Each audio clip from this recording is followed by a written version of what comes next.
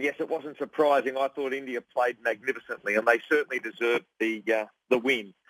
Moving along now to crude oil.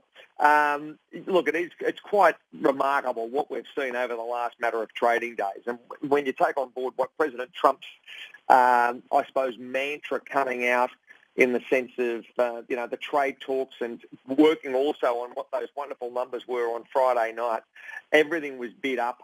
Have a look at the US stock market, then a look across to, naturally, the energy market, and that's really given it a kick along from really Thursday. We had those ISM numbers, and then moving to Friday, non-farm payrolls, and then last night again. So it was probably, when you look at it and you'll look back in 2 months' time, it was oversold to the downside.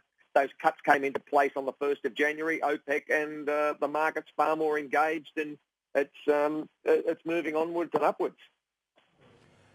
What happens next then, Peter? Because, this is something that's ongoing. You see a rally that comes in on crude on tops of supply cut hopes, and then suddenly that trend reverses, either comments coming from Saudi or comments coming from Trump. Trump, by the way, has been very, very quiet in the last 3-4 days. Do you think he's going to stir the pot going forward from here?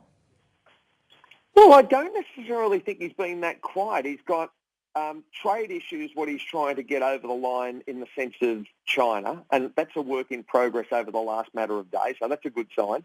Secondly, he's got the wall issue that he's working, 24 hours a day on. Seems to be that the tweets come through. Feels as though that he'll get some sort of action in the next matter of a week or so, or less. Then he's got the other side with those great numbers coming out of on the Federal Reserve. On the FOMC as far as the non-farm payrolls, and in turn the Fed coming out and saying that they're going to take a more, I suppose, contained response to how the market is over the first 3 to 6 months of the year from Jay Powell and so on. So I feel as though that the market's on an upward at the moment. It's got a little bit of positive news. So wonderful numbers. Consumer is very strong in the US, and everything's getting an uplift from there. I just hope that crude doesn't go ridiculous and puts on $10 or $15 from here from the consumer's point. I think everything will be okay if it seems to be a bit more range-bound. Right. So, Peter, we will see range-bound moves, but if you have to look at 2019 as a year, where do you see WTI as well as Brent averaging? Because everyone's talking with regards to, say, around $55 on WTI and another $65 with regards to Brent. Do you think these are going to be levels where we will see an average with regards to 2019? Well, whilst you look at that, and I think there's a couple of other points that need to be also taken on board. Where does the US dollar trade in that time? What happens in the sense, if we only see one rate rise in 2019, I think there'll be a fairly strong push to the downside as far as US dollar index.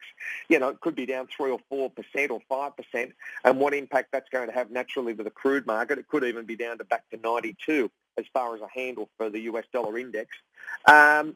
Let's see where also that China talk is in the sense of the US trade side. And once we see that on board, where does the US equities play for 2019? If we see a positive move to the upside from here and we retake those numbers that we experienced in the middle of 2018, then I think that's going to, underpin crude, and it'll probably be higher than what those numbers were forecast. You'll probably see WTI at 65. But if we have a fairly settled year and it's nothing shooting the ball out of the park too much and geopolitical tensions or weather outages, I feel as though that you're probably right, 55 to 65 for the two benchmarks. Away from crude, Peter, what was your interpretation of Powell's remarks? I mean, has he hinted going slow on rate hikes and maybe scaling back for the time being? Well, I think so. He's got to also take on board that we had, a real weakening in the manufacturing component in the US. You've got 312,000 jobs were created, and it beat expectation of 177,000 for those non-farm, came out on Friday night. Also, another side that they're very mindful of, we've got average hourly earnings up 3.2% year on year, which was the quickest pace of growth since 2009. So that's a positive for the US. And the consumer is still incredibly strong. We've had incredible chain store sales over the Christmas period. We haven't got those numbers yet, but once they're released, I think that'll underpin a very strong US side of it.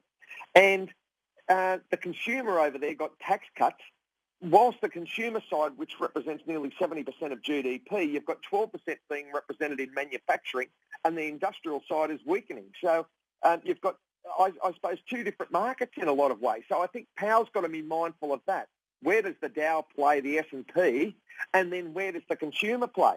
Because you've got inflation under control with cheaper gas prices for the purse and the wallet, more spending power, and that's been demonstrated that those cuts in crude came through and that assisted in Christmas sales. So I think overall he's got to take on board a lot of information, and he's got to have a close eye on the whole global context, also with Macron, what's happening in France and Germany, and where does Brexit play next week?